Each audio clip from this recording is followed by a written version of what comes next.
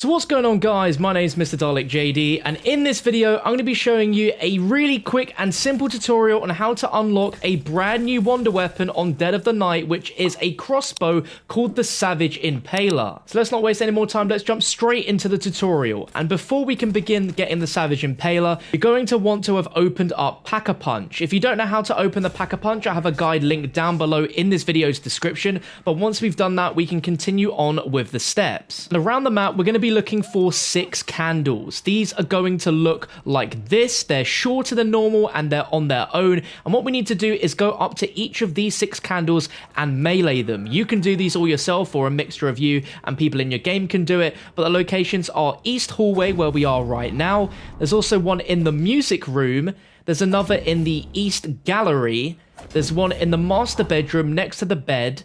There's also one in the wine cellar, and then finally the study. Every time you melee one of these candles and they go out, you're going to hear a sound like as if you've activated something. And you're going to want to do this until all 6 candles have their candle light out, and we can continue on with the next step. And what you want to do is head into the forest, and to the right at the backside next to Pack-a-Punch, you're going to find a tombstone. What you want to do is hold your interaction button to interact with it, and you will now be in a zombie blood-like vision. You can only go into this vision once around, and in this point you have a certain amount of time to run around the map and locate a ghost lady somewhere around the mansion. Now in the description I'm going to have a list of all the found locations for her, as this is still something that is being found in progress. In my games I found her in the dining hall, which is right at the back, or you found it in the billiards room, but I had to run through it from the study for her to appear. Other spots to check is the music room as well as the greenhouse laboratory, and again, open the description if you can't find her, as I have all the locations in there. Once you've found her, you're going to want to do an escort mission, and this is going to involve you standing near her, and she's going to make her way over to the mausoleum. Now at some points your zombie blood is going to run out. It's very rare that you'll be able to do this in one zombie's blood, so when it does run out, you're gonna have to go on to the next round before you can go back to the tombstone and activate it. Any player can activate this tombstone once a round, so if you're doing this in co-op, you can have multiple players interacting with the tombstone to get the zombie vision, then returning to where the ghost was stood before, and in this vision you will see her, and she will eventually make her way over to the mausoleum. Now that she's at the mausoleum, she's now going to possess zombies with her soul, and they will turn into a bluish teal color.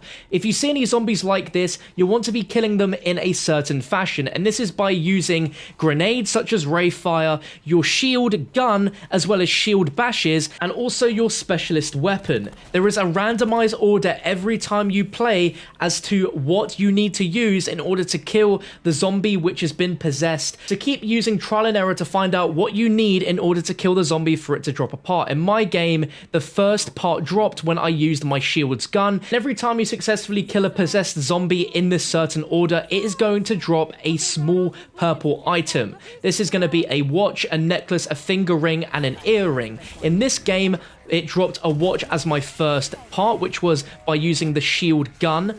My next item dropped from a possessed zombie when I had it in a horde and I used my specialist weapon, which was the Hammer of Valhalla. I just swang away, and then when I saw the ghost reappear, underneath her was another small purple item which I picked up. The third was by using my ray fire grenades, so make sure you have ray fire equipped, but I think this could work with any other grenades. It's just grenade kills, and I did get a third item. And then last but not least, I used my shield's melee attack and just hit the zombie at the end of the round, and as you see, it dropped the final part. Once you have all 4 items that have been dropped, head into the mausoleum, and you're going to notice 4 white circles on the ground. One by one, hold your interact button, and it's going to place one of these items onto the circle and turn it blue. What you now need to do is kill about 15 zombies or so in a specific spot of the ring.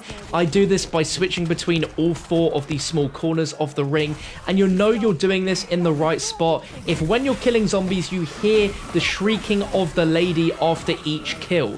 So just keep jumping around in between different spots, killing zombies until you hear the screams, and once completed you'll notice the entire ring will turn from white to blue, and you'll also hear a much louder overall noise.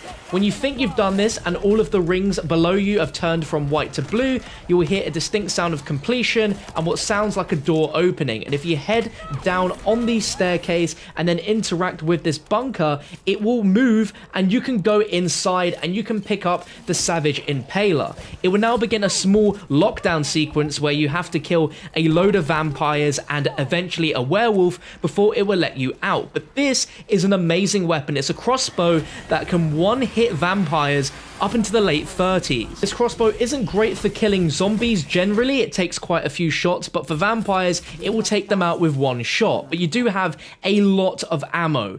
But just like with the Annihilator, this is only the first version of this crossbow, and there is an upgraded version of this, which we are going to be hunting, and as soon as it's found, you can find it here on the channel. So make sure you subscribe and turn on notifications so don't miss out on that. But if you enjoyed this video, you found it useful, click that like button, subscribe, and I'll catch you next time.